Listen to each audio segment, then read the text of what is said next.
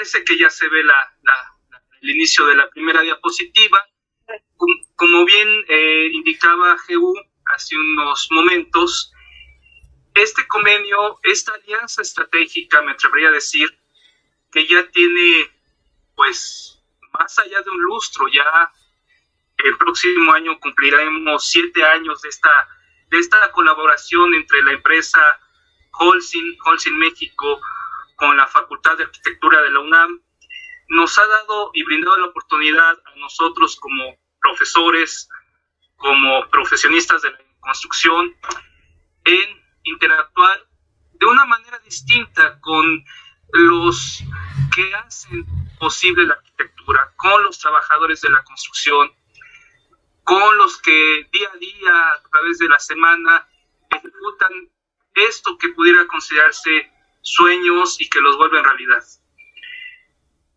Quiero pensar que en distintos países de Latinoamérica, así como en México y en varias partes de nuestro país, este oficio, este noble oficio, es comúnmente heredado de padres a hijos. Es un oficio que en nuestro continente se da tal vez a personas que tal vez no pudieron continuar en algún momento con sus estudios, los dejaron truncos por circunstancias personales, circunstancias de la vida.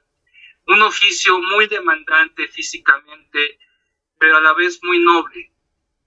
Quiero pensar y estimo decir que ustedes deben sentirse sumamente orgullosos de su trabajo, de su quehacer, y es esto como un gran ejecutante de algún instrumento musical que tal vez sin saber leer las notas o sin saber leer la partitura, saben ejecutar este instrumento musical. De la misma forma, ustedes pueden hacer uso de las herramientas y los implementos de trabajo de la industria de la construcción, pero no en todos los casos se tiene una capacitación en la cual se sepa interpretar un plano de distinta índole. Puede ser arquitectónico, puede ser estructural, puede ser de alguna de las instalaciones.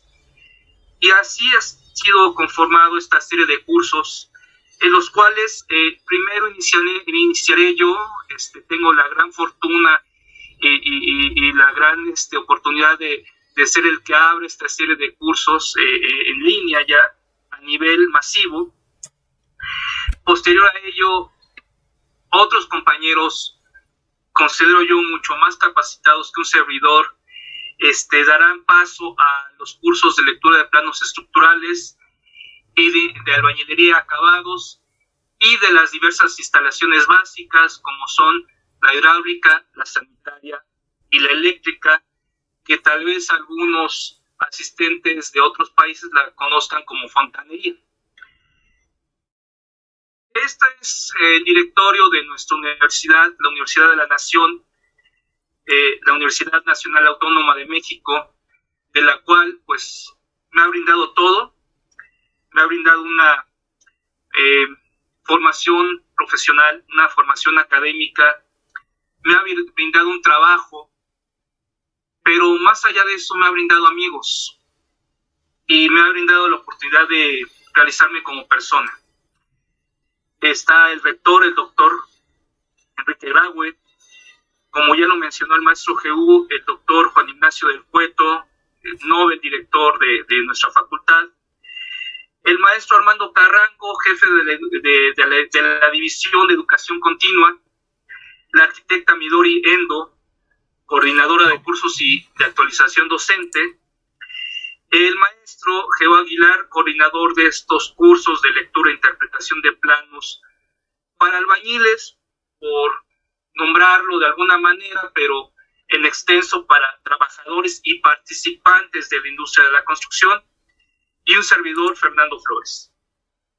Y bueno, el directorio de la empresa Holcim en México, el maestro Jaime Gil, el director general, la gerencia de innovación con el maestro Alfredo Rodríguez, y bueno, nuestra queridísima licenciada Andrea Moreno, la coordinadora de la Escuela Mexicana de la Construcción.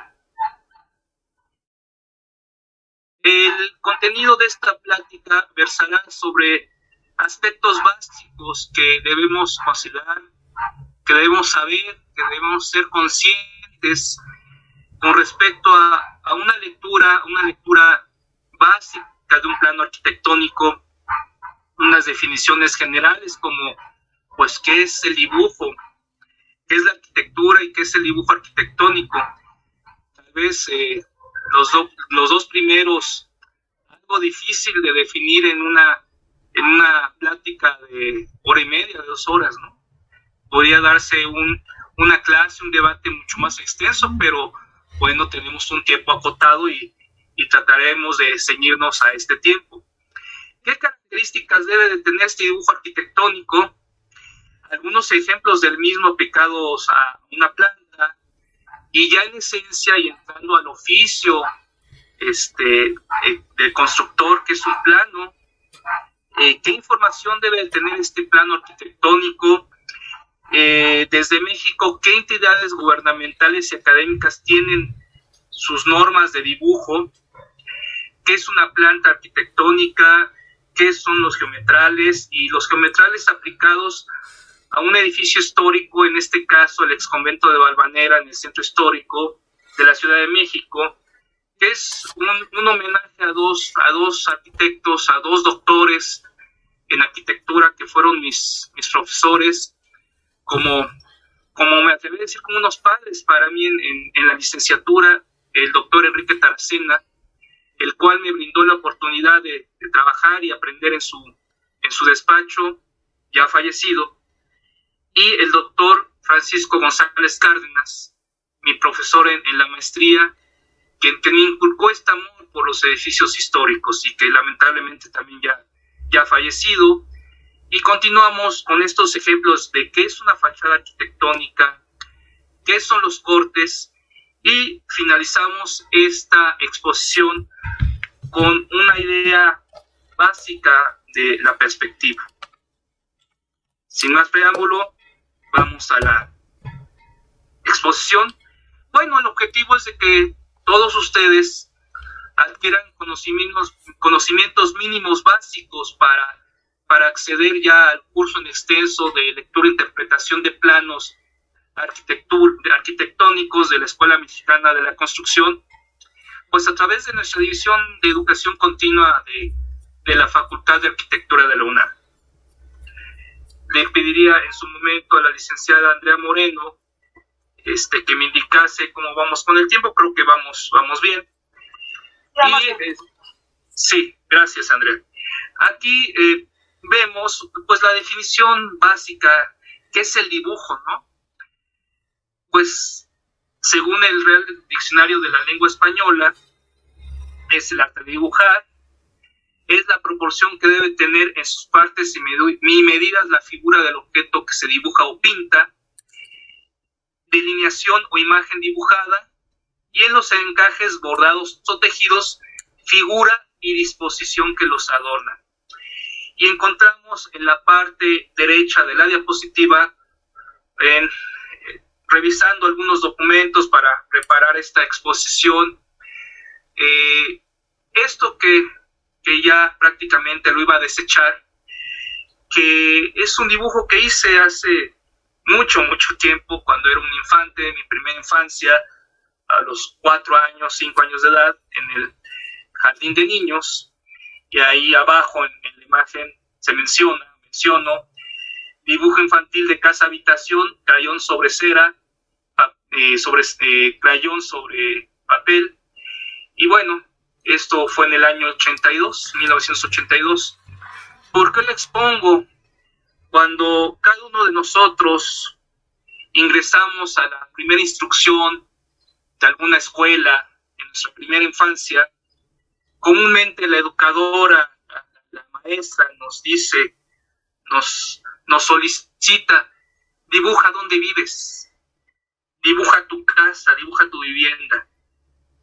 Creo que ahí soy consciente, o me hice consciente, de que tenía un lugar donde vivir, de que tenía una casa. Y pues de cierta manera, yo quería expresarlo de manera gráfica, y esto es común, creo, a cualquier ser humano. Esto es común desde las pinturas rupestres, pero pues por este dibujo que pudiese considerarse un dibujo infantil, tal vez un dibujo artístico no, tal vez un dibujo bonito, no es un dibujo propiamente arquitectónico, no es un dibujo con el cual se pudiera construir una vivienda. ¿Qué le falta? ¿Qué información es necesaria para que esta obra de arquitectura se lleve a la realidad, se ejecute, se construya? Pero bueno, es un acercamiento, es un primer acercamiento que un ser humano hace en forma gráfica para definir un lugar habitado o un lugar habitable. Continuamos. ¿Qué es la arquitectura? Igual, tomado a la referencia del Real Diccionario de la Lengua Española, dice que la arquitectura es el arte de proyectar y construir edificios. El diseño de una construcción es un conjunto de construcciones y edificios, y sobre todo la última creo que define y concatena y se liga con la diapositiva anterior. Es una estructura lógica y física.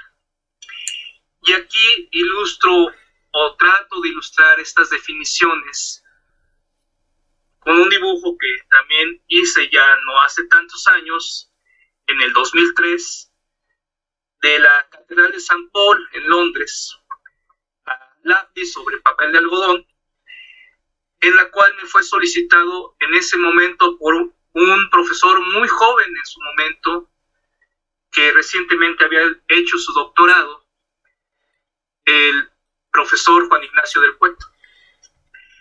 En este caso, aquí ya vemos cosas en este dibujo, vemos gráficos en este dibujo que pudiese darnos una idea de una construcción. ¿Qué son estos gráficos? Vemos en la parte superior izquierda del dibujo algunos manchones, algunos trazos a lápiz, que son los trazos de una planta arquitectónica. Vemos ya algunas líneas que decimos en el argot, unas líneas punteadas. Vemos algo en negro que ya pudiese darnos cuenta de ser unos muros, unas pilastras, unas columnas, una estructura portante. Vemos en la parte inferior del dibujo una silueta semicircular que define un elemento llamado cúpula. Y vemos de frente algo que nosotros definimos como alzado. Y este alzado está dividido en este dibujo, en este geometral, en dos partes. Una parte, vemos en la parte derecha de este alzado una fachada. ¿Por qué sabemos que es una fachada? Porque esboza ventanas, esboza vanos, esboza pilastras, esboza elementos ornamentales, esboza columnas. Y en la parte izquierda de este alzado vemos el interior de esta catedral. ¿Y cómo sabemos que es así? Porque hay líneas que definen la estructura portante, definen las columnas, definen el espacio interno de esta cúpula o de esta doble cúpula, etc. Entonces, ya nos da cuenta que esto va tendiente a ser un dibujo arquitectónico. Pero aún así, no basta. No basta para que esto se pudiera llevar a la realidad. Pudiera definirse como un dibujo artístico, bien hecho, bonito, pero sigue siendo un croquis, un esbozo. Continuamos. Y aquí esto es una definición de lo que tiende a ser el dibujo arquitectónico. ¿Qué dice? es aquel que se caracteriza por representar arquitectura, sea como detalle arquitectónico o como espacio arquitectónico. Puede ser expresado en geometrales conocidos como planta, alzado, sección y perspectiva. Tengan mucha atención en el segundo párrafo, porque dice: a este dibujo se le confiere una responsabilidad, pues tiene que ser realizado con base en las personas que habitarán esa arquitectura, sus medidas, antropometría y los medios para su construcción, así como la distribución de espacios, el color y el trabajo conceptual. Dicho esto, pues tendremos ciertas características para que este dibujo pueda servirnos como algo que pudiésemos ejecutar. ¿Y cuáles son estas características? Pues hay un trazo geométrico, hay calidades de línea, distintos tipos de línea, ejes, cotas, niveles, nombres de locales, escalas humanas, proyecciones e indicativos de elementos de cruce y elementos estructurales y de instalaciones. Hablaremos un poquito de cada uno de estos apartados. Trazo geométrico. Los grandes constructores, los grandes maestros de la arquitectura, en sitio, en la ejecución de la obra, como muy probablemente muchos de ustedes lo sigan haciendo o lo hagan en su quehacer diario, utilizan instrumentos como escuadras, como reglas, como cordeles, etcétera, que les ayudan a trazar esto en el terreno, en el solar, en el sitio de trabajo. Calidades de línea, es decir, si una línea es delgada, si una línea es gruesa, etcétera. ¿Y por qué tiene que ser delgada y por qué tiene que ser gruesa? ¿Qué representa esto? ¿Por qué se tiene que dibujar así? Distintos tipos de línea, si es una línea continua, una línea punteada, una línea de otra geometría, de otro modo de trazarse. ¿Qué indica este distinto tipo de línea? Los ejes, todos ustedes lo sabrán, son fundamentales, porque en ellos desplantaremos nuestros muros, nuestra serie de columnas, nuestras pilastras, etcétera. Las cotas, las medidas que tendrán de una distancia a otra. Niveles es fundamental, ustedes saben muy bien, y esto lo realizan día con día, toman una referencia en campo, en el sitio, y con base a esa referencia, que puede ser una referencia natural como una roca, como un poste, o puede ser algo artificial como un tubo, una barreta, una varilla. Tomar esto para que ustedes vayan preparando las distintas capas, los distintos niveles, las distintas terrazas de este solar, de este terreno. Y bueno, ya en el plano tendremos que indicar los nombres de cada uno de los locales para lograr identificarlos en la obra, en la ejecución, decir, oye, por favor, trabaja en la zona que va a ser la sala, que va a ser el comedor, que va a ser la cocina, que va a ser la estancia, que va a ser el pórtico, no sé, etcétera. Y bueno, las escalas humanas son una representación de una persona comúnmente aceptado, unos 65, unos 70 de altura, la estatura promedio en Latinoamérica, para visualizar si una puerta tiene la altura suficiente, si la ventana tiene la altura suficiente, etcétera. Las proyecciones para poder estar conscientes si en la parte superior estará una losa, una marquesina, una trave, etcétera. Y bueno, obviamente indicativos de cruces de elementos estructurales y de instalaciones para estar conscientes que tal vez haya cierta tubería de fontanería, cierta tubería eléctrica, de algún acabado en específico, de alguna trave, etc.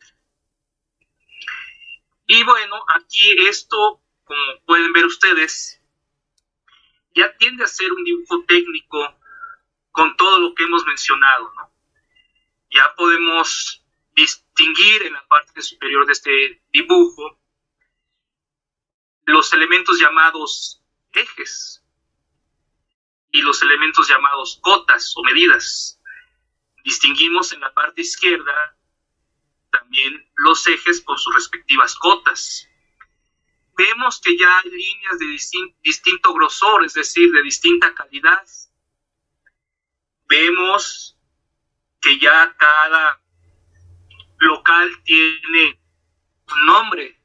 En este caso hay dos locales que dicen taller y uno que dice aula, otro dice privado del profesor y otro dice sanitario damas y el otro dice sanitario hombres. Y este es un geometral llamado planta, en la cual se indica un norte. Hay un pequeño pie de plano que dice CU, que quiere decir ciudad universitaria, y que es la planta arquitectónica de la unidad académica Taller José Villagrán García, basada en los planos originales de los arquitectos Villagrán y Lascurain, en el cual dibujé ya en el año 2013 para la clase de construcción con mis alumnos de la mitad de la licenciatura de la UNAM. Me detendré un poco en este aspecto para comentar a todos ustedes que la Facultad de Arquitectura de la UNAM está estructurada en 16 unidades académicas, o mejor conocidas como 16 talleres. Es decir, cada taller es un cuerpo de profesores con un cierto número de alumnos y que imparten la licenciatura en arquitectura siguiendo el plan de estudios vigente, pero con una visión particular de cómo aportar esto a sus clases diarias. Es decir, es una visión particular de cada una unidad académica, una visión social que es común a todos los talleres, pero puede haber una visión o dos o tres o cuatro, hay distintas visiones.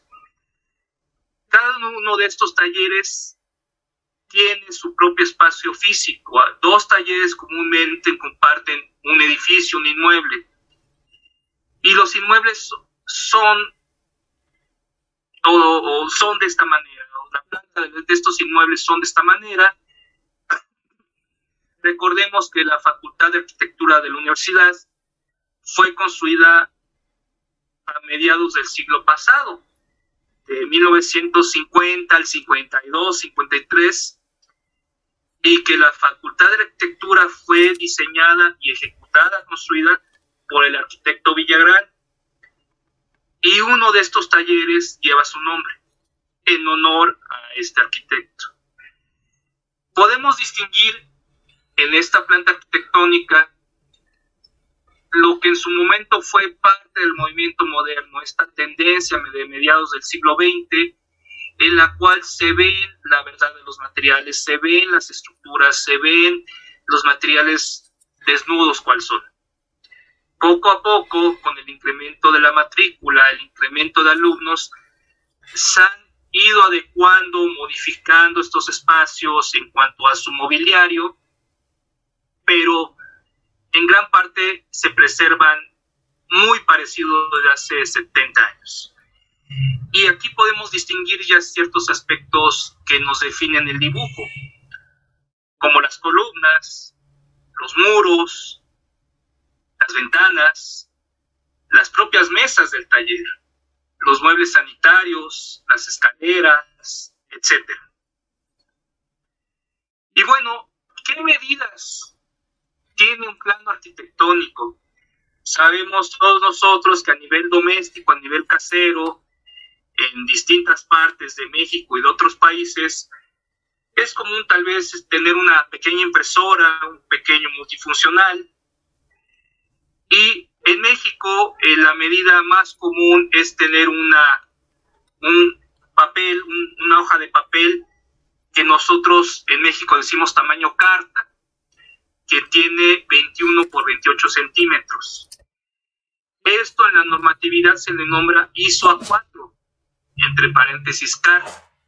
Pero bueno, es una medida de impresión muy pequeña para poder expresar un plano arquitectónico, por lo cual se utilizan otras medidas, las cuales es el doble carta o tabloide ANSI-B de 28 por 43 centímetros, también expresado en pulgadas de 11 por 17, y ya es más común tener medidas como el HC, que son 60 por 45 centímetros, y la más común, que yo creo que a muchos de ustedes les ha tocado trabajar en sus obras de ejecución, es el HD, que son los 90 por los 60 centímetros.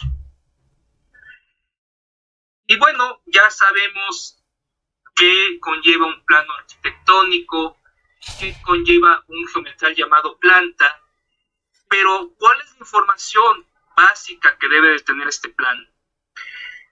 La información básica se ubica en la parte lateral derecha, comúnmente, cuando menos en gran parte de México, y esto se le nombra solapa, la cual está indicada de recuadro rojo en la diapositiva, o pie, que también está en la parte inferior del plano. ¿Puede algún plano tener solapa y pie? Sí.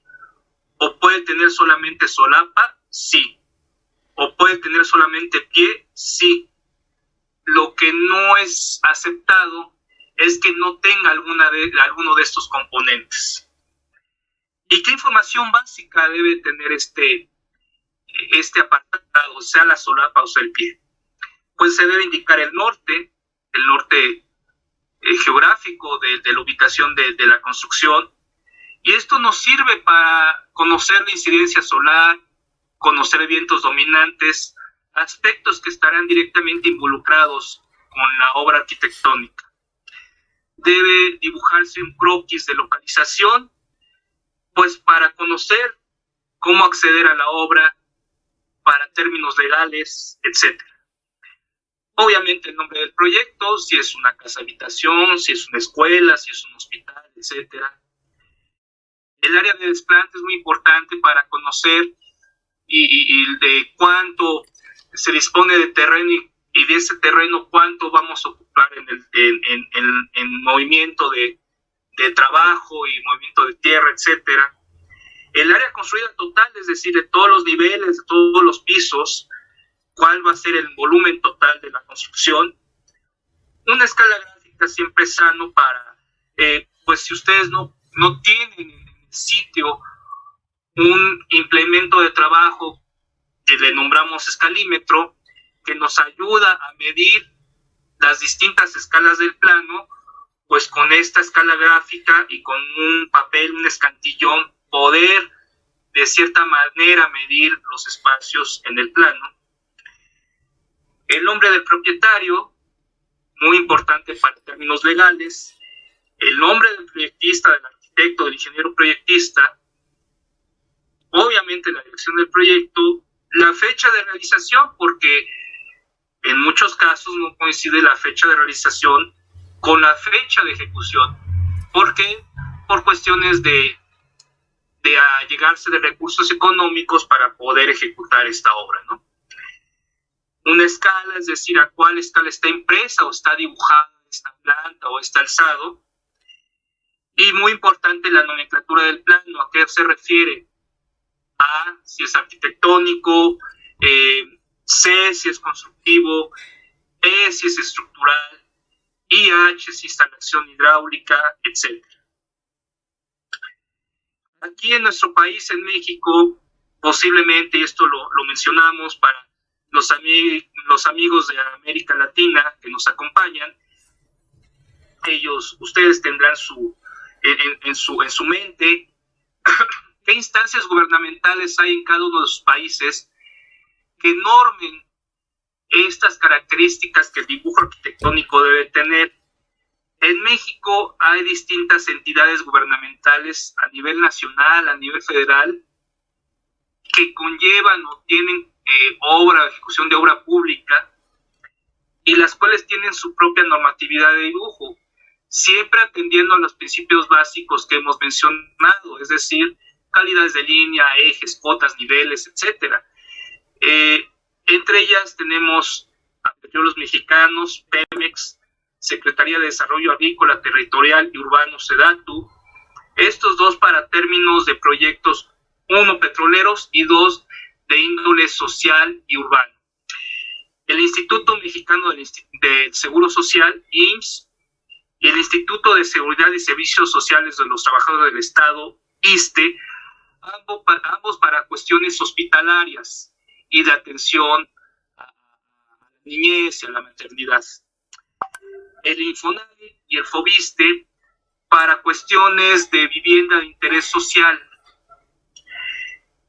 El gobierno de la Ciudad de México en específico para cuestiones de obras y privadas y públicas en la ciudad, evidentemente. Y en la UNAM tenemos dos entidades, la Dirección General de Obras y Conservación, la cual es la encargada para ejecutar las obras propias de la universidad, ya sea en el campus central universitario, Ciudad Universitaria, que está al sur de la Ciudad de México, o bien otros campus que tenemos a nivel nacional en distintas entidades del país, o a nivel internacional, la cual la UNAM tiene en Estados Unidos, en Canadá y en Europa. Y la coordinación de vinculación de la Facultad de Arquitectura, la cual desarrolla proyectos para distintas instancias a nivel nacional. Y bueno, estos son sus distintivos. Cada una de estas entidades tiene sus propias normas de dibujo, siempre y cuando se atiendan las normas básicas del mismo. Y bueno, pero ¿cuál es el objeto de este dibujo arquitectónico, de la planta arquitectónica? Pues es poder ver, poder distinguir de manera clara cuáles son los muros de carga, cuáles son los muros divisorios, cuáles son las columnas, de existir columnas, porque puede ser una estructura con base a apoyo continuo, comúnmente conocido como muros de carga. Debe dibujarse el mobiliario, es prudente para conocer si es el espacio suficiente, si es la iluminación suficiente para todos los aspectos, etc. Debe contener la vegetación existente y propuesta, pues para ver si esta es adecuada, si no hay problemas con el follaje, si no hay problemas con las raíces, etc. Y ya lo que hemos visto en el primer apartado, en la primera planta, debe tener ejes, cotas, niveles, los nombres de los locales y todos los rótulos necesarios para hacer claro el dibujo. Y bueno, este es un ejemplo de lo que comentaba hace unos momentos del plano arquitectónico que lo realizamos en el despacho del doctor en arquitectura Enrique Taracena Franco en el año 2000, ya lejano año 2000, a principios del siglo y a principios del milenio. Esto es un plano arquitectónico de la ex convento de Valvanera, en el centro histórico de la Ciudad de México. Es una iglesia católica de orden maronita, y en la cual es una iglesia del finales del siglo XVI, principios del siglo XVII, y como podemos apreciar en el dibujo, ya tenemos los indicativos básicos que hemos mencionado. Tenemos los ejes del G al A, empezando por el lado izquierdo hacia el lado derecho en la parte superior. Tenemos los ejes del 1 al 4 en orden consecutivo del lado derecho. Tenemos indicados los cortes, en un momento veremos para qué son necesarios los cortes, y tenemos el corte A', BB', DD' y CS'. Tenemos los rótulos que especifican las partes del templo. En este caso tenemos la nave central, el presbiterio, el sotocoro en la parte posterior de la nave, la sacristía, la oficina y el vestidor para los sacerdotes. Independientemente que esta planta es un dibujo de un edificio de carácter religioso, atienden a ciertas características que ya son comunes a cualquier dibujo arquitectónico. ¿Cuáles son estas características comunes? Vemos que el espesor de los muros, que en este caso son de media vara castellana, una medida virreinal, que es aproximadamente 41 centímetros, que tienen una pilastra, un pilar a cada 5 o 6 metros aproximadamente, que están adosados a estos muros de carga.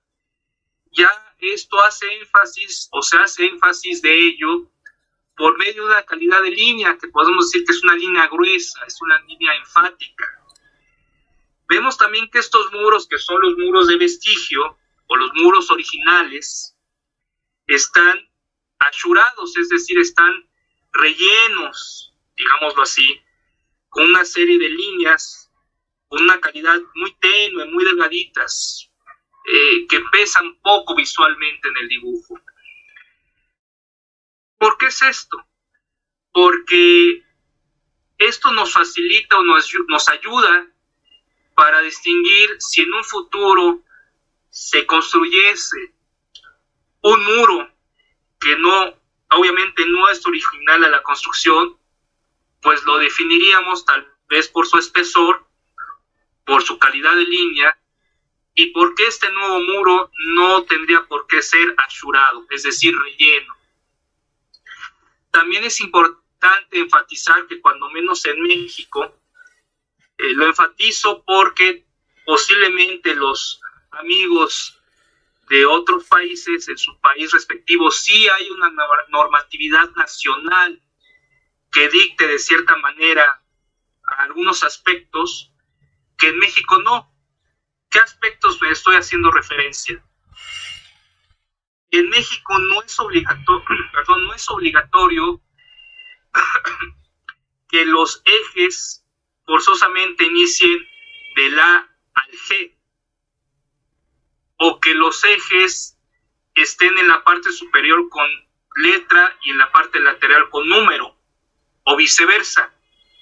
¿Qué norma se aplica, cuando menos en la coordinación de vinculación de la UNAM, que es donde he tenido la gran fortuna también de ser invitado a participar?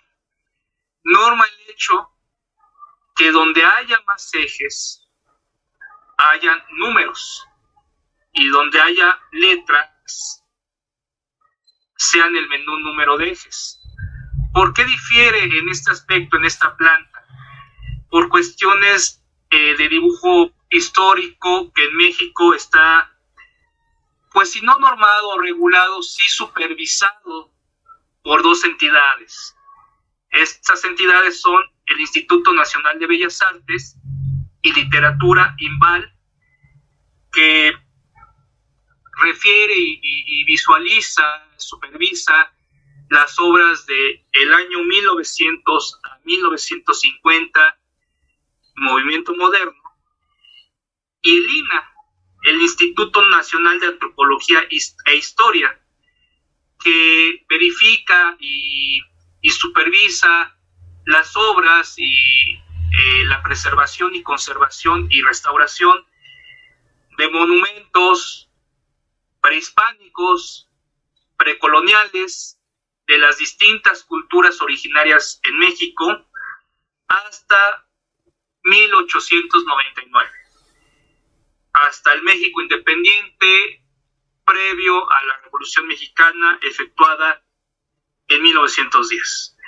Entonces, atendiendo a estas normas, vemos también que hay algunas cosas que definen otros aspectos, como las puertas. Estas puertas, ¿cómo se definen?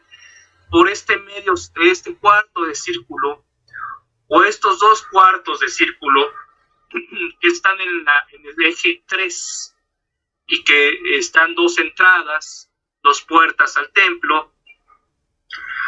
Estos dobles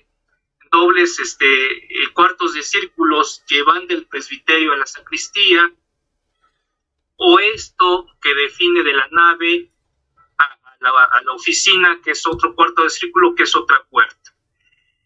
Vemos también que hay una serie de rejas, una serie de pilastras, lo veremos en los siguientes geometrales, que delimitan un pequeño espacio previo al ingreso del templo, que lo veremos a continuación. Y esto es la planta baja, no se alcanza a visualizarse tan correctamente, pero también es muy importante entender los distintos niveles expresados con este círculo con dos secciones rellenas de color enfático, en este caso negro, y que mencionan el nivel 00, el nivel de calle, y el nivel más 27, me parece, ahorita lo veremos en los cortes, de la nave central.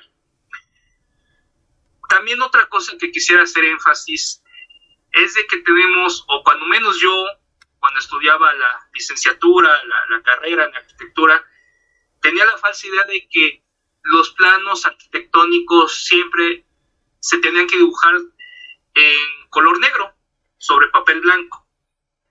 Pues la verdad no es cierta. Se dibujan con color algunos aspectos en que se quieran enfatizar. A principios del siglo XXI nos comentaban nuestros queridos profesores, no impriman en color porque es muy costoso. Ahora los costos de impresión han disminuido, se han hecho más accesibles, y bueno, esto ha permitido que los planos arquitectónicos también tengan color. Y tal vez sea muy sano sin llegar a un abuso del color. Vemos esta siguiente diapositiva, en la cual ya vemos algunas líneas punteadas que atraviesan ahí el espacio interno de la nave central. Estas líneas punteadas definen las cúpulas que tiene el convento, que son unas cúpulas elípticas. Vemos en la parte lateral derecha unas líneas que están así diagonales y otras rectas que definen la bóveda en crucería. Y vemos en la parte lateral izquierda unas líneas cruzadas que definen un espacio que está en otra altura, en otro nivel. Y vemos que hay otro nivel ahí indicado, que es un nivel más 430, 440 me parece. Y vemos algún ashurado en la parte superior que indican un rótulo que fue una construcción posterior al original. Vemos que hay un rótulo que dice azotea de un edificio comercial, azotea de la sacristía. Eso es lo que refiero, o que se refiere la presentación, en indicar todo lo que haya que indicar cuando el dibujo no sea lo suficientemente claro. Y esto es sano que ustedes lo expresen como maestros de obra a su supervisor, a su arquitecto, a su ingeniero, expresarlo de manera sincera, de manera franca, decir, oiga, yo no entiendo esto correctamente para poder ejecutarlo. Aquí vemos la siguiente planta, ya la planta de techos, la cual da a notar estas cúpulas que les hemos comentado. Estas cúpulas semicirculares o semielípticas que están con una sucesión de círculos concéntricos, esta bóveda de crucería que está al extremo, y estos niveles que van bajando y que se deben de indicar, con una flecha y con la palabra pendiente o pent e indicar el porcentaje de pendiente. Vemos también que ya hay unos indicativos que dicen vacío por medio de unos cruces de línea.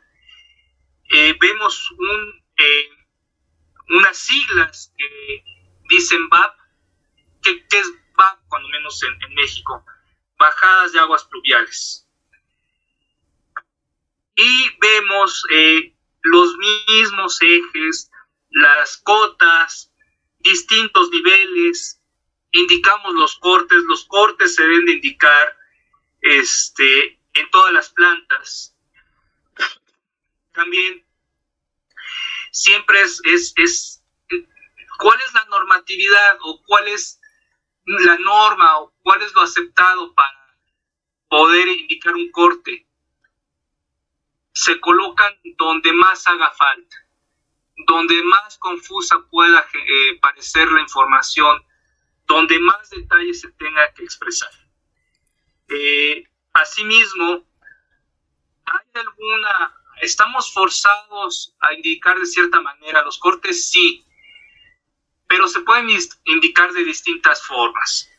Es decir, se puede indicar con letras mayúsculas, A', B', se pueden indicar con números 1, 2, 2', se puede indicar por medio de letras minúsculas también, o por medio de plano cartesiano, el eje de las X, el eje de las Y, de orden numérico consecutivo. Entonces, esto conlleva a que se deben de nombrar de alguna manera, pero esta forma se tiene que continuar en todos los planos. No es aceptado ni es bueno, porque esto les puede generar confusión y puede generar confusión en la obra, que un eje se norme o se mencione de una manera en un plano y de otra manera en otro plano y de otra manera en otro plano. Eso crea confusión. Asimismo, los ejes, atendiendo a sus condiciones de forma geométrica, de cuestiones estructurales, tienen que preservarse. Es decir, si iniciamos con el eje A en la parte superior derecha, en la siguiente planta no puede ser el eje 1 y en la siguiente planta tenga que ser el eje A minúscula. No, eso no es bueno porque crearía confusión. También vemos en todas las plantas, me regreso un poco, atienden a otras cosas que deben contener todos los planos y todos los geometrales. Es decir, a qué planta hace referencia, en este caso es la planta baja, y debe de estar, no forzosamente, pero sí es muy sano, una escala gráfica. Debe de indicarse las calles entre las cuales está la obra en cuestión. En este caso, todos los asistentes que conozcan o vivan en la Ciudad de México, pues está la avenida Correo Mayor, la calle de la República de Uruguay y el pasaje Yucatán, esto en el centro histórico. Los que no, bueno, los invitamos a venir a nuestra ciudad. Y ya las sucesivas plantas pues se pueden marcar como vacío o no necesariamente se tienen que indicar, pero sí en la planta baja.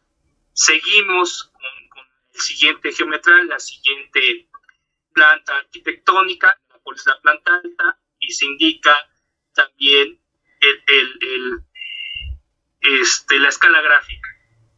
Cuando son edificios de distintos niveles, que son niveles tipo, estoy pensando en un edificio de oficinas muy amplio, muy grande, de varios niveles, de varios pisos, pues indica nivel tipo tal, del nivel más 4 al nivel más 22, por decir algo, ¿no? Dependiendo del carácter y del edificio, de la vocación del edificio, encontraremos alguna manera de enfatizar ese nivel o esa planta. Y bueno, ya visualizada la planta de azotea, vemos a qué condiciones o qué debe de contener las fachadas arquitectónicas. Vemos que deben contener igual, ¿y para qué sirven? Es mostrar los diversos frentes del inmueble. las alturas de sus partes constitutivas y los materiales por emplear en su construcción. La información que debe contener el dibujo de estos alzados es ejes, cotas, niveles, vegetación existente y propuesta, escalas humanas, nombre de la fachada por su orientación, los vanos y los elementos ornamentales de existir. Otra cosa que me faltó, y creo que es bueno señalarlo, me faltó indicar, es siempre prudente y siempre sano, siempre bueno, tener un despiece de los elementos constitutivos, la piedra, la cantería, los cristales, etc. Lo vemos acá.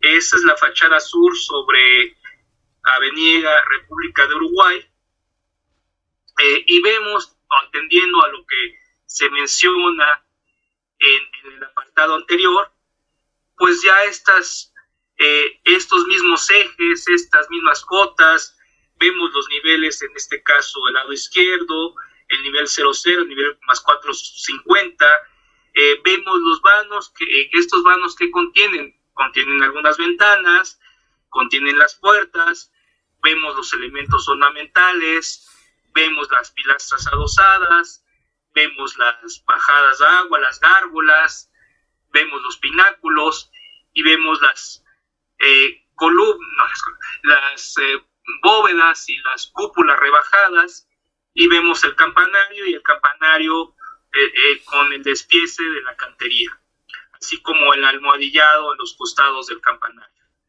Y bueno, es muy evidente, incluso dentro del propio geometral, que hay un edificio de carácter contemporáneo. ¿Cómo lo sabemos? Por su geometría pues más rectilínea, de forma más simple, de forma, digamos, modular las ventanas, etcétera. Entonces, esto nos lleva a que incluso con el propio alzado, con la propia fachada, podemos discernir cuándo es un elemento histórico, cuándo es un edificio contemporáneo, cuándo es un edificio de carácter industrial, inclusive, ¿no? Haré una pequeña pausa para tomar un poco de agua. Vemos la fachada oriente, que está sobre Correo Mayor, me parece, e incluso vemos el despiece de esta cenefa de remate de la iglesia, y también podemos ver, aparte de los niveles, las cotas de altura que están en el otro costado. También eso es importante señalarlo. Hay algo que obligue a que la cota esté ya sea del lado derecho o del lado izquierdo, o que el indicativo de altura, de nivel esté en algún costado. No propiamente.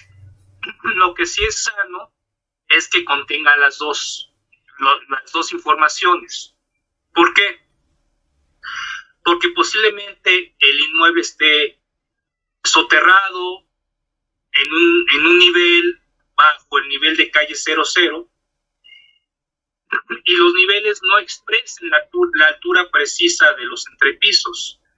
Por eso siempre es importante, tener las alturas a un costado.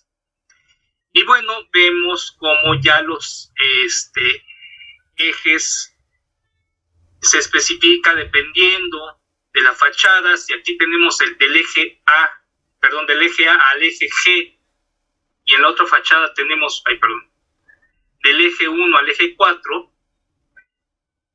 pues veremos que la fachada corta corresponde al Correo Mayor, a la avenida Correo Mayor, y la fachada más extensa corresponde a la calle República de Uruguay.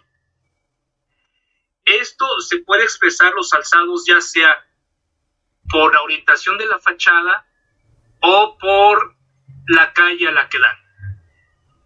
En lo particular, yo considero muy sano expresarlo por medio de la orientación. ¿Por qué? Porque esto nos dará luces, nos dará indicativo, nos dará señales de la incidencia solar, de la ventilación, incluso de la temperatura que pudiera tener el edificio al interior, dependiendo de la orientación que tenga esta fachada. Entonces, a mí en lo particular considero que es mejor tener este indicativo por medio de orientación. Y bueno, ¿qué indican los cortes arquitectónicos?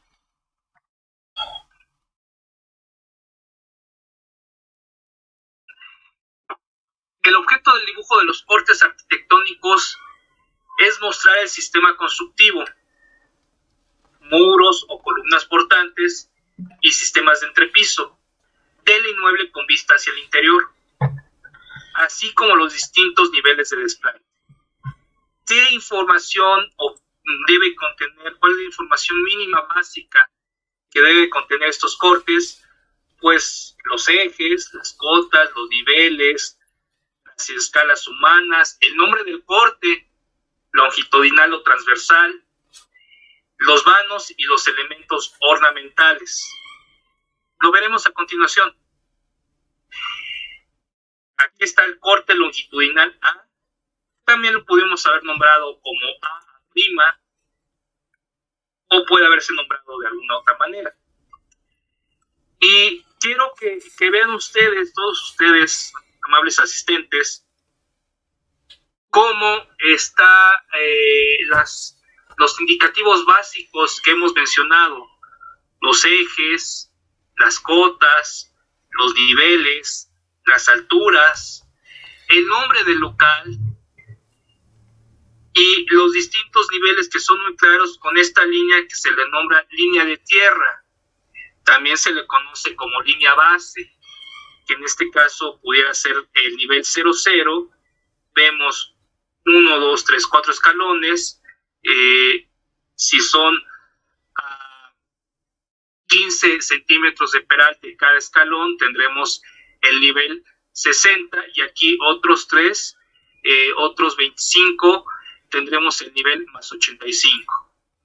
Y vemos aquí ya en la parte interna, es como tener una especie de radiografía de nuestro edificio, ¿no? Vemos claramente el sistema constructivo, vemos aquí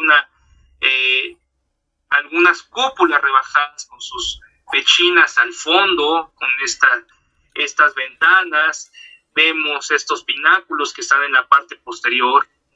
Vemos el muro de medida novohispana, lo vemos, pues digamos, gruesecito, gordito, ¿no? Y vemos todo achurado, el sistema estructural, el sistema constructivo originario de este inmueble.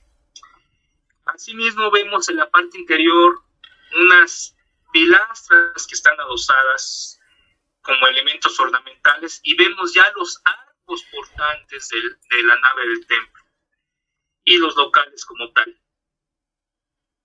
Si vamos al siguiente corte, que es el corte B, que nos decía algunos profesores en la licenciatura, en la carrera de arquitectura, es como tener una rebanada de pastel, ¿no? Y ver al interior. Los amigos de Sudamérica tal vez lo conozcan como una torta, ¿no? Un pastel, una torta de chocolate, una torta de fresa, de durazno, no lo sé. Y bueno, tener las distintas capas de esta torta, de este pastel, conocerlas al interior, pues suena un poco simpático la analogía, pero pues en cierta medida es así. Vemos aquí el coro en la parte superior, y cómo esta misma escalera que nos da o que lleva hacia el campanario también da acceso al coro. Vemos en la parte inferior el sotocoro con algún mobiliario. Vemos los confesionarios en la parte de atrás, en el plano posterior. Vemos también estas cúpulas rebajadas semilípticas. Vemos los muros originales. Quiero hacer énfasis que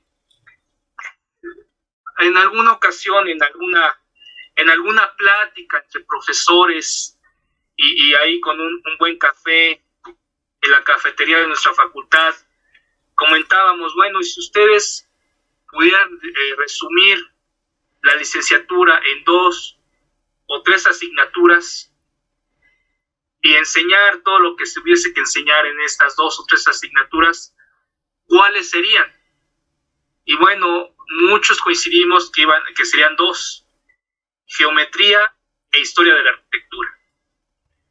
Si nosotros atendemos a estas 2 asignaturas, pudiésemos aprender tal vez arquitectura. ¿Y por qué lo menciono? Porque en geometría descriptiva analizaríamos y veríamos lo que estoy mencionando de manera repetida: plano frontal, plano posterior, plano lateral, montea, isométrico, rotación, vista. Son todos estos dibujos auxiliares, estos trazos que nos llevan hacia un dibujo arquitectónico, ¿no? Que empezamos por hacer objetos pequeños, algunos cubos, algunos cilindros, algunas pirámides, y ello nos va llevando de la mano poco a poco a poder desarrollar un dibujo técnico con un carácter muy profesional. ¿Y por qué historia de la arquitectura? Porque a través de ella pudiésemos darnos cuenta, pudiéramos obtener información y conocimiento de todos los sistemas constructivos a través del tiempo, de los sistemas de instalaciones, de los sistemas estructurales, del manejo de los materiales, etcétera, ¿no? Bueno, esto fue una plática, una elucubración que hicimos ahí, pero les quise compartir esto porque esto lo llevamos muy de la mano con estos 2 grandes profesores que les he mencionado, y que lo llevamos a cabo, y lo que lo estoy mostrando, estos planos que nos sirven de base para iniciar, abrir boca a esta serie de ponencias, esta serie de cursos propedéuticos que esperemos vernos, si Dios así lo permite, el próximo año, 2022, ya en alguna mecánica que se establezca en este convenio de colaboración, en esta alianza estratégica entre Holcim y la UNAM. Veremos de qué forma se dará este curso a nivel masivo, y prepararemos algunas clases pensamos muy interesantes y muy ilustrativas para todos ustedes, ¿no? Continuando con la exposición, pues vemos cierto tipo de mobiliario que tal vez no es lo común en una casa habitación, pero bueno, ahí está, es el presbiterio, el confesionario, etcétera, y se distingue con una línea de cierto espesor, de cierto carácter. Y también otra cosa que se me estaba olvidando mencionarles es el uso de la escala de grises, de degradados. Esto para dar idea de qué es lo que está atrás, qué es lo que está al frente, qué es lo que está al lado. También es sano implementarla. Y bueno, vemos el corte en el otro sentido, el corte transversal. En un momento miré a la planta arquitectónica, a la planta baja, para analizar qué es lo que estamos viendo. Vemos aquí ya un sistema de muros portantes, de muros de carga muy robustos. Vemos el presbiterio con su retablo, un retablo ya neoclásico, de orden neoclásico. Es un exconvento que fue intervenido en distintas etapas en la historia de México. Y bueno, vemos el atrio con su reja en la parte lateral derecha inferior. Vemos la escala humana de esta mujer que camina a un costado en la calle, y vemos cómo la nave del templo está elevada a cierto nivel, y de nueva cuenta baja por unos escalones a la sacristía. Esta línea de tierra también, no en todos los casos, no está perfectamente normado, pero algunos ingenieros, algunos arquitectos, les es preferible ya desde los cortes arquitectónicos dibujar el sistema de cimentación, sea zapata corrida, zapata aislada, losa de cimentación, cajón, etcétera.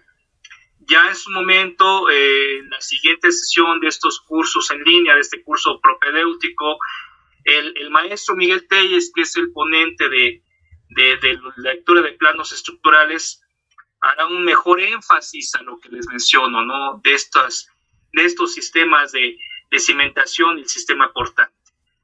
Vemos aquí cuál es la parte nueva, por decirlo de alguna manera, de este exconvento, que es la parte lateral izquierda en la parte superior. ¿Por qué lo menciono? Porque incluso vemos ya el muro pues muy esbelto, una losa muy delgadita, una losa maciza, que ya no está achurado. Entonces esto fue un anexo ya muy mediados del siglo XX, que se hizo ya de manera tardía. Y bueno, vemos otra vez de nueva cuenta vanos internos, ¿no? Que están en la sacristía y que dan a un pequeño patio ahí lateral. Vemos estos balcones que dan de esta parte superior de la sacristía. Vemos los elementos ornamentales, pero también ya que dan un cierto servicio de instalación, que son estos faroles, ¿no? Pasamos a la siguiente diapositiva. Vemos también en el otro sentido este corte viendo hacia el coro, antecoro, sotocoro también mencionado. Vemos el despiece de este campanario con algún recubrimiento de cantería. Vemos el almohadillado y vemos de nueva cuenta estos muros novohispanos, muros originarios, robustos, de media vara castellana, 41 centímetros, esta cúpula ahí que cubre el coro, ¿no?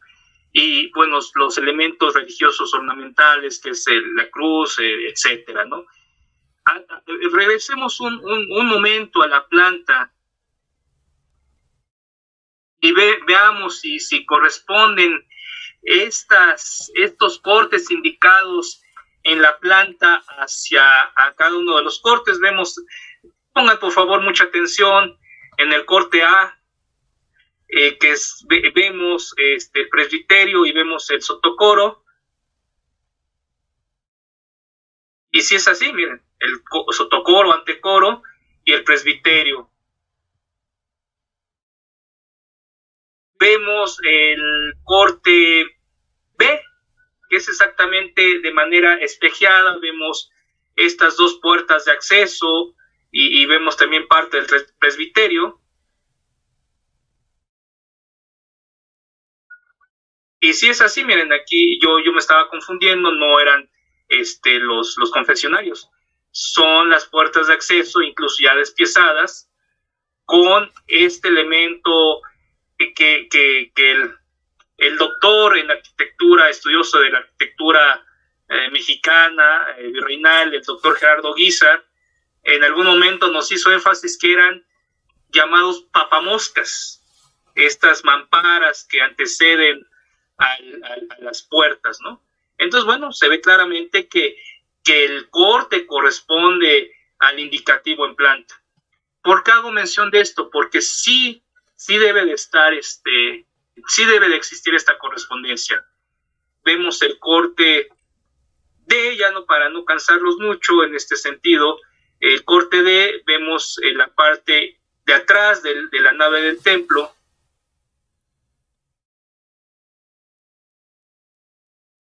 El C, vemos el retablo de orden neoclásico, y el D, pues el coro y el antecoro en la parte inferior. Ahora pasamos a otro tema importante, que no son propiamente planos arquitectónicos, sino es otra expresión del dibujo, que pues es dibujo arquitectónico, también puede ser dibujo artístico, que son las perspectivas. Es obligatorio que un conjunto de planos de un proyecto ejecutivo. Proyecto ejecutivo se nombra aquel que se va a ejecutar, cuando menos eso es ampliamente aceptado en México. Tal vez los amigos de algunos países de Latinoamérica lo nombren con algún otro término. Este proyecto ejecutivo, ¿será forzoso que contenga perspectivas? No. ¿Es recomendable? Sí, es muy recomendable que tenga perspectivas. ¿Por qué? Porque ello nos da una idea de cómo es el volumen del edificio, cómo es la vista, cómo son 2 o 3 fachadas, internas, externas. Estas perspectivas es obligatorio que sean de un lugar en específico del inmueble. No, es donde sean más significativas, más ilustrativas. Y esto lo menciono aquí en estas dos perspectivas. Vemos que, ¿qué es la perspectiva? Menciona la perspectiva, es que la perspectiva es una representación de la realidad de 3 dimensiones en un plano de 2 dimensiones, de cómo se percibe naturalmente el inmueble. Evidentemente es comprendida más fácil y rápidamente que cualquier otro dibujo, porque es una simulación de la realidad. Y bueno, aquí estas perspectivas, ahorita las analizamos, son algunas que hice para la tesis de maestría en el lejano año del 2007. Y la primera representa una vivienda de la época preindustrial en México, una época de 1850, 1840, intervenida un poco antes de la Revolución Mexicana, que es la llamada Casa Grande de la hacienda de Huacalco, en Morelos. Tal vez los asistentes mexicanos o extranjeros que radiquen en México ubiquen la zona, pero los amigos latinoamericanos tal vez no. Entonces me detendré un momento en este punto. En México hay 32 estados, pero hay distintas regiones por su carácter de ecosistema, su carácter de clima. Y bueno, en el centro del país está el estado de Morelos, parte del estado de Guerrero, que tuvieron un auge de haciendas azucareras para la producción de piloncillo en una primera instancia. Los amigos sudamericanos lo conocerán como panela. Era nuestra azúcar originaria. Ya después llegaron otros métodos de refinación hasta llegar al azúcar blanca, nivel industrial. Y cada una de estas haciendas tenían distintos elementos en el conjunto, y uno de ellos era la llamada Casa Grande o la Casa del Hacendado. Bueno, pues esta es la representación en perspectiva de la Casa Grande de una de las haciendas más significativas en el estado de Morelos, la hacienda de Huacalco. Y esta perspectiva está ejecutada, está realizada con un método a 2 puntos de fuga. Es decir, si nosotros tuviéramos la posibilidad de tender unos hilos, unos cordeles de un extremo hacia el otro extremo, como lo estoy marcando con el puntero, con el ratón,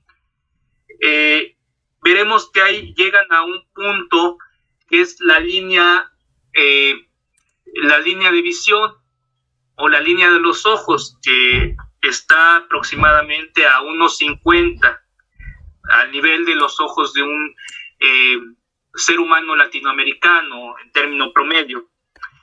Y que, bueno, hay distintos trazos que pudiésemos llevar a cabo, métodos que pudiéramos implementar.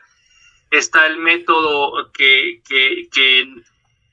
todavía en la última década del siglo XX, en la facultad se enseñaba de manera común, que era el método del charro. Ahí el maestro Jehú está haciendo unos trazos amablemente en la cual describen lo que yo de manera verbal os estoy comentando, y bueno, esto era pues prácticamente obligatorio cuando yo, perdón que me mencione en primera instancia, cuando un servidor y dos de los ponentes en las siguientes clases tomábamos clase, nos enseñaban, ¿no?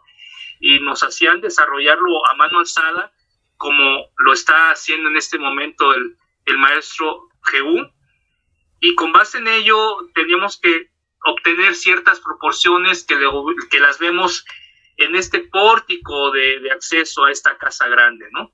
Y bueno, ayuda mucho que pues ya como un poco tendiente al dibujo artístico, pues contenga sombras, ¿no? Y contenga diferentes texturas, y obviamente estos trazos geométricos, esos trazos de la perspectiva, ya en el dibujo final no aparecen, pero pues nosotros con papel vegetal, con papel calca, papel mantequilla, papel albanene, conocido aquí cuando menos en el centro del país, lo ejecutábamos y ya de manera posterior hacíamos el trazo final. En la perspectiva inferior, que nos está haciendo favor el maestro Jehú de enfatizar estos trazos, es una perspectiva a un solo punto de fuga, y que es la perspectiva de la vía férrea que entraba a la hacienda de Santana Huachinchola. Esta hacienda también de carácter azucarero, también en el estado de Veracruz, y que en ese momento algunas haciendas tenían vías férreas privadas. ¿Para qué? Para transportar el producto, la caña de azúcar, al complejo industrial. Era común pensar, o cuando menos yo así lo pensaba, que el punto de fuga estaba al centro de la perspectiva, como es este caso que ha dibujado el maestro Jehú. Pero bueno, no es menester, no es obligatorio que sea así. El doctor Tomás García Salgado, profesor de la Facultad de Arquitectura, estudioso del tema, él desarrolló un método de perspectiva modular, en la cual él implementaba un solo punto de fuga, pero este punto de fuga pudiera estar en cualquier parte del espacio de dibujo, ¿no? Todo esto lo menciono para indicar de dónde sale esto, de cuál es la fuente de esto. Ya aquí el maestro Jehú ha marcado los puntos de fuga con dos cruces, con dos taches, como le mencionamos en México, de color azul. Esto, pues, evidentemente ha ido evolucionando con la tecnología, con las TICs, la tecnología de la información y comunicación, y ahora, pues, bueno, hay distintos sistemas computacionales, diversos softwares, diversas plataformas, como es la plataforma BIM. No quiero mencionar un proveedor, un software, un sistema de computacional en particular, para no hacer énfasis en algo, ¿no? En alguna empresa en específico, pero sí lo que puedo decir es de que estos sistemas de cómputo se basan en estos principios geométricos reguladores. Y bueno, con base en ello, tendremos estos trazos que siempre es sano presentar unas láminas, unas perspectivas, para incluso ustedes, maestros, tengan una idea muy puntual de lo que están ejecutando, no ya los maestros que tengan, los albañiles, los maestros constructores, ya de amplia experiencia, simplemente tal vez al ver una planta y un alzado tengan una idea muy clara de lo que están ejecutando. Pero tal vez los albañiles, los constructores jóvenes de reciente ingreso a esta industria, les cuesta un poco más de trabajo. Y teniendo una perspectiva sea más clara la idea. Me ha pedido la licenciada Andrea Moreno que terminemos, o yo termine mi participación un poco antes para dar paso a una sesión de preguntas y respuestas que ella llevará a cabo. Sin más, pues yo les agradezco su atención, su participación y Andrea, gracias, adelante. Muchas gracias, Fer. A ti. Ahí estamos. Perfecto. No, muchísimas gracias, Fer. Que les dije, un gran especialista.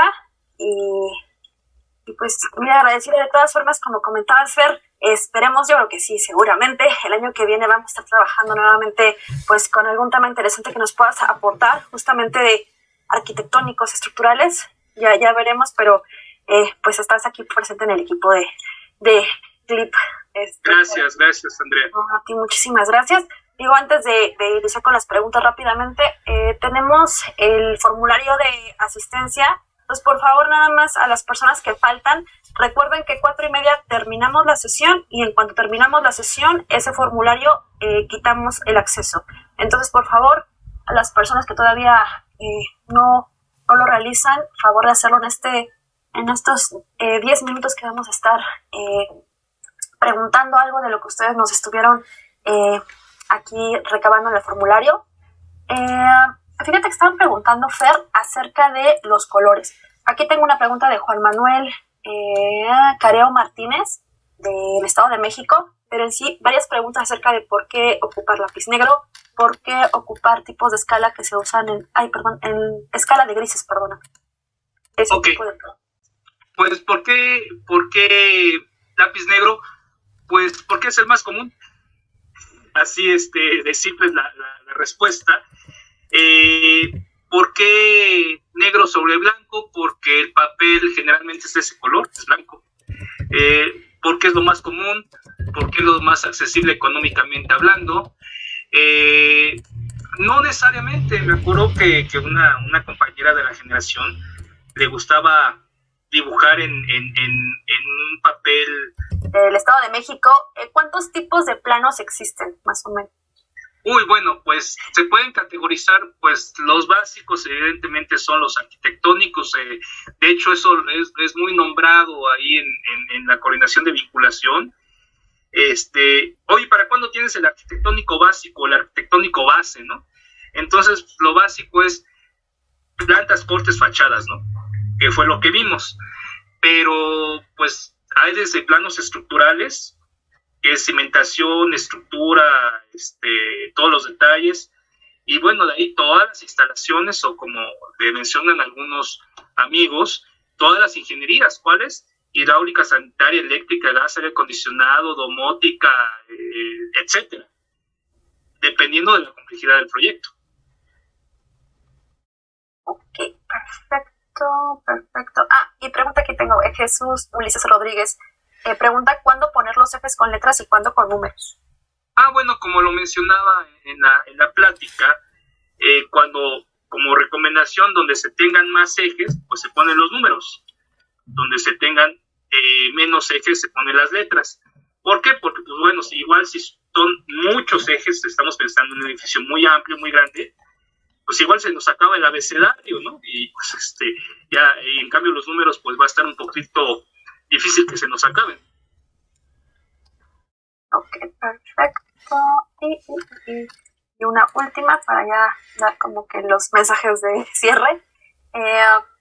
Mencionan mucho de perspectiva, estaría interesante hablar una sesión tal vez de eso, porque no te preguntan mucho, pero ya explicaste algo de eso, Fer.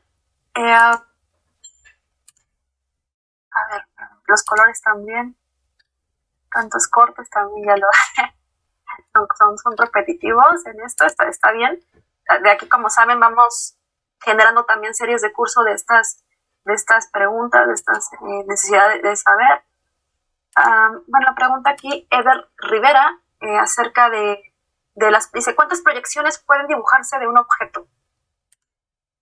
Las necesarias, mínimo 2, o sea, mínimo, bueno, los planos, pensemos en una casa habitación pequeña, de pocos metros cuadrados, pues está la planta baja, tal vez la planta alta, la planta de techos, con dos frentes, el frente hacia la calle, el frente hacia un patio interno, entonces serán dos fachadas y cuando menos 2 cortes. Preferentemente que pasen por escaleras y por baños para conocer las instalaciones y conocer los escalones. Perfecto. Pues yo creo que por esta sesión, estas preguntas nos quedamos aquí. Recuerden, ahorita doy nada más rápidamente las administrativas y ahorita ya damos el cierre de tanto FER y GU y pues nos despedimos. Recuerden mientras en este momento registrar su asistencia es importante porque recuerden con las 4 asistencias ustedes tienen derecho a la constancia. Es una constancia especial emitida por la Facultad de Arquitectura de la UNAM y la Escuela Mexicana de la Construcción de Holcim, México, ¿vale? Entonces, también estoy revisando la asistencia. Si ustedes registraron ahorita ya en el formulario, en automático ya están con la asistencia. Al final les dice, de hecho, muchas gracias y quedó registrada su asistencia. Son 4, como comentábamos, y hoy no hay evaluación. La evaluación la realizamos el próximo sábado, pero va a ser de los 2 temas. Entonces, en la semana vamos a estar compartiendo, el próximo sábado vamos a compartir 2 infografías. Para las personas que nos acompañan de primera vez, siempre damos un material antes del examen. Entonces, les damos justo de la presentación que nos comparten muy amablemente el equipo de la UNAM. Nosotros hacemos un extracto, que es la infografía, justamente para que tengan un respaldo y hagan el examen. El próximo sábado se van a compartir 2 infografías para que hagan la respectiva evaluación con las preguntas de las 2 sesiones. De todas formas, recuerden, son 4 asistencias. Aunque sea un examen, son 4 asistencias del próximo sábado y así el mínimo es 8 para aprobar, el mínimo de ese examen. Vamos a tener un examen único entonces el próximo sábado, después otro examen el día de el próximo sábado, ¿qué día es? 16, ¿verdad? 13, perdón. El próximo sábado 13 tenemos 2 sesiones, una sesión con 2 evaluaciones, pero vienen en el mismo formulario. Posteriormente, el día 20, tenemos otra evaluación con su respectiva infografía. Y el último día, el 27, también tenemos ya la última evaluación con el cierre del curso. Nosotros ese día, pues prácticamente la semana que viene, ya les estaríamos indicando por medio de las listas de asistencia quiénes pasaron y quiénes van a tener derecho a la constancia general. Les vamos a pedir algunos datos, ¿verdad, GU? Especialmente a las personas que cumplan las 4 asistencias para que se genere su constancia. Esta constancia está ya registrada, va a quedar en el libro de la UNAM, de la Facultad de Arquitectura. Entonces, por eso pedimos ciertos datos que nosotros normalmente no les pedimos como Holcim, pero porque va a tener este respaldo Facultad de Arquitectura de la UNAM, Holcim, y pues sí tiene valor curricular. Obviamente me estaban preguntando algunos, entonces por favor, ya hoy si tiene su asistencia, recuerden pues no faltar. Si por alguna razón se incorpora alguien dentro de las clases porque les gustó el tema, también se puede incorporar, pero de oyente nada más, ya no podría ser parte de la constancia. Como les repito, aquí la idea es que ustedes aprendan muchísimo y que para el año que viene, pues ahora sí se incorporen desde el principio, desde la primera clase, para que no estén pues padeciendo tal vez lo último que es el reconocimiento. Pero lo importante es que se lleven pues la cátedra, vean qué rápido, como les digo siempre, esta forma tan amena de explicar de los especialistas que terminamos aprendiendo todos. Y pues les cedo la palabra a GU, Fer, si quieren dar unas palabras para cerrar esta sesión del día de hoy, por favor. GU, ¿me permites medio minuto? Un poco menos. Bueno, solamente es para agradecer a todos su asistencia, su amable participación, que estén todos muy bien, cuídense mucho y pues nos veremos pronto. A todos los asistentes de la Ciudad de México, de los diversos estados del país y los amigos de Latinoamérica. Muchas gracias. Perfecto, bueno, muchas gracias, GU.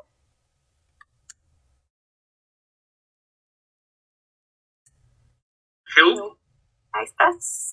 Perdón, tenía bloqueado el micrófono. Pues sí, de igual manera, agradecerle su presencia en esta sesión, en la primera sesión de este curso propedéutico de lectura e interpretación de planos arquitectónicos. Reiteramos que lo esperamos para la siguiente sesión. Estará el ponente, el maestro en arquitectura, Miguel Tellez Márquez. En la siguiente sesión estará el arquitecto Andrés López Pérez y cerrará el doctor Guillermo Hoyos con planos de instalaciones, pero no voy a dejar de expresarles el Fernando, este es tu proyecto, el cual fue Fernando ganador, como ustedes ven. Proyecto ganador, el despacho es la Facultad de Arquitectura de la UNAM. Es esta intervención en este cuartel militar. Este proyecto es parte de lo que ha hecho el arquitecto Fernando Flores para que ustedes conozcan su obra, algo que ya está construido. Aquí está la premiación, ahí se ve el arquitecto muy sonriente, vean, muy abrazado con los galardonados. Y aquí está, conózcanlo de cuerpo completo. Aquí está el arquitecto con las láminas en este concurso en el cual él resultó ganador con la mención honorífica. Entonces, bueno, gracias a todos, les agradecemos su presencia y los esperamos aquí por 8 días. Nuevamente reitero el saludo del doctor en arquitectura, Juan Ignacio del Cueto, a todos ustedes, y bueno, esperamos su presencia la siguiente semana. Muchas gracias a todos.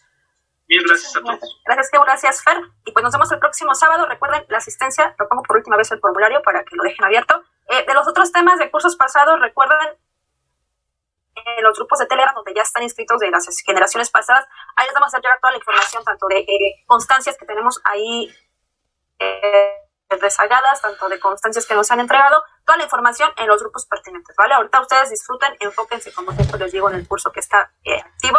Ya todo lo administrativo lo vamos resolviendo y sobre todo hay forma, hay canal, entonces no se preocupen. Descansen, cuídense muchísimo y pues espero que hayan aprendido muchísimo hoy para que lo sigan llevando toda la semana y nos vemos el próximo sábado, que sí hay examen, ¿vale? Nos vemos, gracias. Gracias a todos, buenas tardes.